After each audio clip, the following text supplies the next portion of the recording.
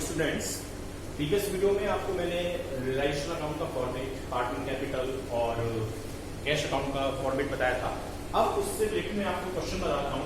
आपकी बुक का question number 19 है, ठीक है, और इसमें आपको प्रिपेयर करना है रियलाइजेशन अकाउंट। देखिए 19 में क्वेश्चन कह रहा है Pradeep and Rajesh were partners in A firm sharing profit and loss in the ratio of 3:2। They decided to dissolve their partnership firm on 31st March 2018. Pradeep was deputed to realize the assets and to pay off the liabilities. He was paid 1,000 as commission for his services. यानी दो partners हैं Pradeep and Rajesh, उनका profit sharing ratio 3:2 का है। Firm ने प्रदीप को appoint किया है कि वो असेट्स और लायबिलिटीज को रियलाइज करेगा और उसके लिए 1,000 रुपीज का कमीशन पे किया जाएगा। बैलेंस शीट में creditors 80,000, Mrs Pradeep loan 40,000। Mrs Pradeep loan का मीन्स हो गया एक्सटर्नल लायबिलिटी। प्रदीप लोन होता तो ये इंटरनल लायबिलिटी होती, लेकिन मिसेस प्रदीप लोन यानी वाइफ का लोन है तो ये एक्सटर्नल लायबिलिटी है। राजेश लोन 24,000, राजेश पार्टनर है तो ये इंटरनल लायबिलिटी हुई। इन्वेस्टमेंट फ्लक्चुएशन फंड स्पेसिफिक है। कैपिटल दोनों की 42,000 रुपीज ईच है। Assets building 1,20,000 rupees, investment 30,600 rupees, debtors 34 और उसमें से प्रोविजन लेस किया गया है 4,000 रुपीज का, तो 30,000 rupees net amount. BR 37,400 rupees, bank 6,000, P&L account 8,000, goodwill 4,000 rupees. तो इस तरीके से आपकी असेट्स हैं। नीचे एडिशनल इंफॉर्मेशन में कह रहा है कि प्रदीप अपनी वाइफ का लोन पे करने के लिए एग्री है, means liability paid by the partners. Half of the debtor realise 12,000, remaining debtors were used to pay 25% of creditors. आधे डेटर से 12,000 रुपीज रिसीव हुए हैं और बाकी के बचे हुए आधे डेटर से 25% क्रेडिटर्स का पेमेंट किया गया है। Investment sold to Rajesh 27,000, building realise 1,52,000, remaining creditors were to be paid after 2 month, यानी बाकी के जो 75% क्रेडिटर्स बचे उनका पेमेंट हमें करना था 2 मंथ्स के बाद, लेकिन हमने अभी 10% डिस्काउंट पे कर दिया।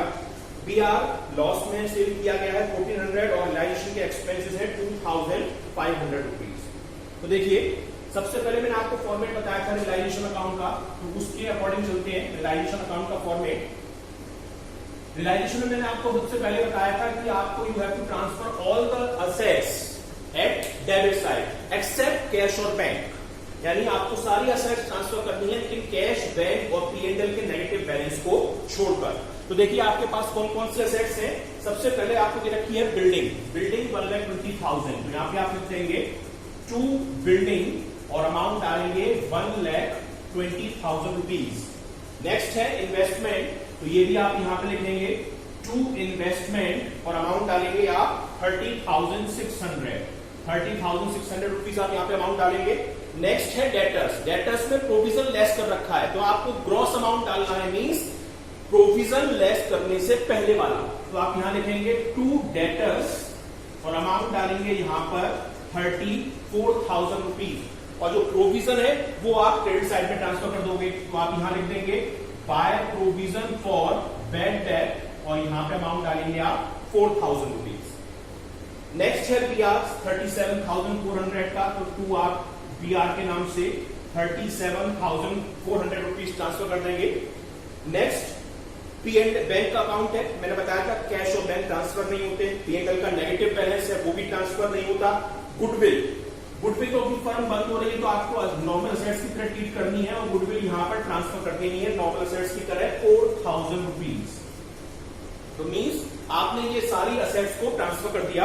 अब आप लायबिलिटीज ट्रांसफर करोगे जो एक्सटर्नल नेचर की है, जिसमें पहला है क्रेडिटर्स 80,000 रुपीज, तो बाय क्रेडिटर्स और आप यहां पे अमाउंट डालेंगे 80,000 rupees.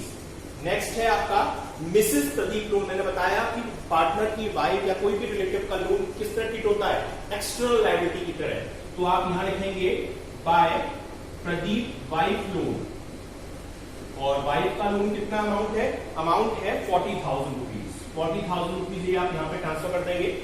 Next Rajesh loan, Rajesh loan external liability है, सॉरी इंटरनल लायबिलिटी है तो वो ट्रांसफर होगी नहीं।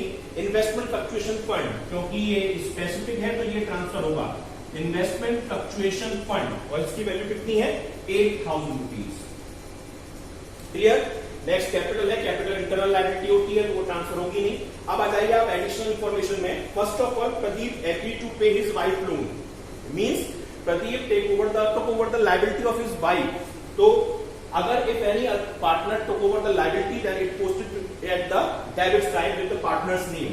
तो टू प्रदीप कैपिटल, और ये क्या है, वाइफ का लोन है जो वो पे करेगा। कितना अमाउंट है वाइफ के लोन का, 40,000 रुपीज।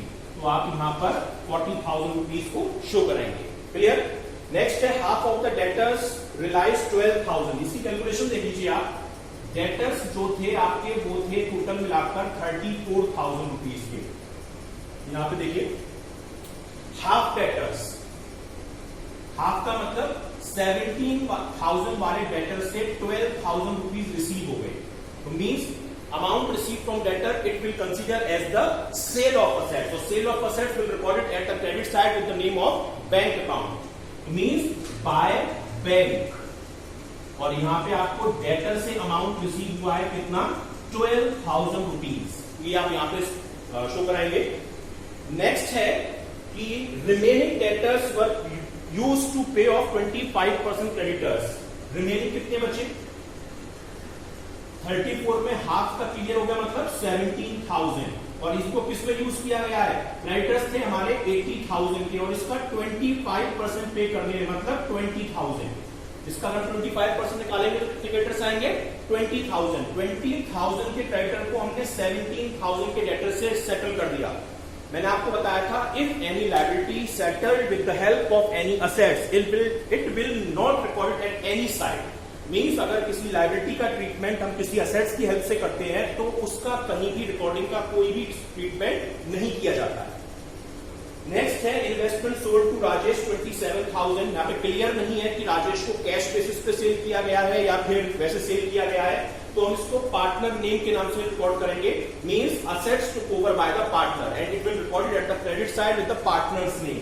तो मीन्स यहाँ पे आप लिखेंगे बाय राजेश कैपिटल। और कितने में टुक ओवर किया इन्वेस्टमेंट उसने, 27,000 रुपीज में, 27,000। अगर ये होता कि sold to Rajesh for cash तो हम इसे यहीं पे दिखा देते इन्वेस्टमेंट 27,000, पर क्लियर नहीं है इसलिए हमने पार्टनर कैपिटल के नाम से कराया है। Building realise 1,52,000। बिल्डिंग सेल हुई है 1,52,000 की, तो बिल्डिंग हम यहाँ पे दिखाएंगे 1,52,000 रुपीज से। Next remaining creditors were to be paid after 2 months but they were paid immediately at 10% discount. Remaining creditor कितने बचे, देखिए 25% क्रेडिटर्स को तो हमने सेटल कर दिया डेटर की हेल्प से। टोटल क्रेडिटर कितने के थे, क्रेडिटर थे 80,000 के, जिसमें सेटल कितने के हो गए, 25% के। तो मीन्स 20,000 के हो गए। तो रिमेनिंग कितने बचे, रिमेनिंग बचे 60,000, क्योंकि 20,000 सेटल हो चुके हैं। अब इनको पे करना था 2 month के बाद, लेकिन हमने अभी इमीडिएटली पे कर दिया 10% डिस्काउंट पर। तो यानी 60,000 रुपीज का 10% और 2 month का ये अमाउंट हम निकालेंगे। तो देखिए 6,000 10% होता है और ये 6 टाइम यानी 1/6 यानी 1,000 रुपीज की डिस्काउंट हो गई। 60,000 में अगर हमने 1,000 की डिस्काउंट पे कर दी तो मीन्स कितना पेमेंट किया होगा, 59,000। और लायबिलिटी का पेमेंट यहाँ पर टू बैंक के नेम से आता है, और किसका पेमेंट कर रहे हैं हम, 59,000 क्रेडिटर्स का। क्लियर। नेक्स्ट कह रहा है कि BR were settle at a loss of 1,400। BR थे हमारे कितने के, 37,400 के, और हमने पे किए उसको 1,400 रुपीज कम में, यानी कितने में, 36,000 में। तो बीआर 36,000 रुपीज यहाँ पे शो हो जाएगा। ठीक है। नेक्स्ट है रियलाइजेशन एक्सपेंसेस वर 2,500। तो ये भी बैंक के नाम से ही आते हैं, तो ये रियलाइजेशन एक्सपेंस के नेम से यहाँ पर 2,500 रुपीज शो कराओगे, यानी 61,500 रुपीज। क्लियर। ऊपर देखिए जो फर्स्ट पैराग्राफ है वहां पे कह रहा है कि प्रदीप को हमने 1,000 रुपीज कमीशन भी पे करना है, तो ये यहां पर आ जाएगा प्रदीप कैपिटल, और ये किस चीज का अमाउंट है, कमीशन का, कितना, 1,000। अब देखिए ऑलमोस्ट सारी लायबिलिटीज क्लियर हो चुकी हैं। क्रेडिटर सेटल हो गया, प्रोविजन फॉर आउटपुट का पेमेंट होता नहीं है, इन्वेस्टमेंट फ्लक्चुएशन फंड का पेमेंट नहीं होता है, बाई टोन सेटल हो चुकी है, असेट सारी जो हमें इन्फॉर्म थी वो सब सेटल हो चुकी हैं। अब आप बैलेंस निकालेंगे, टोटल आप लगाएंगे तो इस साइड का आएगा 3,59,000 रुपीज, 3,59,000। और उसमें से सारे एक्सपेंसेस अगर आप माइनस करेंगे तो जो एक्चुअल प्रॉफिट बचेगा वो बचेगा 30,500 रुपीज। और इसे किस नाम से शो कराएंगे? To profit transfer to capital account. और ये आएगा, नाम क्या है इनके? प्रदीप और राजेश। ठीक है, और इनका रेशो क्या था? 3:2। 30,500 रुपीज को अगर आप 3:2 में डिवाइड करेंगे तो बैलेंस बचेगा 18,300 और 12,200। तो ये हमारा रियलाइजेशन अकाउंट का क्वेश्चन है, जिसमें आपको केवल रियलाइजेशन अकाउंट प्रिपेयर करना है और इस फॉर्मेट की फॉर्म में आप इसको पे करेंगे। ये देखिए, इसका टोटल जो असेट्स की टोटल सेल थी वो 2 लाख रुपीज की। मैं यहाँ लिखना मिस कर गया हूँ, 2 लाख रुपीज। ये सारी टोटल 359 को यहाँ पर लिखा, और उसमें से ये सारे एक्सपेंसेस यहाँ तक माइनस किए तो प्रॉफिट हुआ 30,500 रुपीज का। तो इस तरीके से हम इसको प्रिपेयर कर सकते हैं। ठीक है, नेक्स्ट वीडियो में मैं आपको इससे रिलेटेड कंप्लीट क्वेश्चन बताऊंगा, जिसमें जर्नल एंट्रीज, पार्टनर कैपिटल और कैश अकाउंट भी इंक्लूड होगा। फिलहाल आज के लिए थैंक यू।